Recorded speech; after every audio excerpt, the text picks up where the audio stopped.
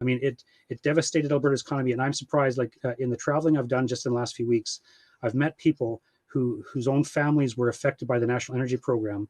In fact, I talked to a guy who said he remembers as a child his father weeping over their financial losses from that National Energy Program, and I've heard stories of suicides and because businesses went under. People lost their homes and their jobs by the thousands in Alberta, and it was very, very harmful for Alberta. So it was actually, I was a teenager at that time, and even though like my family was not involved in the oil industry, so we weren't directly affected in terms of job loss or anything like that.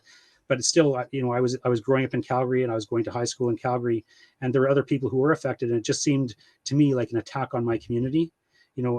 So I'd actually been interested in international politics up until that time. I hadn't been interested in domestic politics, but that was like a direct attack on my community, and that's I think what sparked my interest in getting involved in that movement. So I joined my first political party when I was 16, and like again, I helped out with a candidate in the 1982 provincial election here, and like I wasn't even old enough to vote. But I just felt very, very motivated, and it was kind of it was an important event in my life to get me thinking about politics in Alberta and Canada, and the relationship between Alberta and Canada.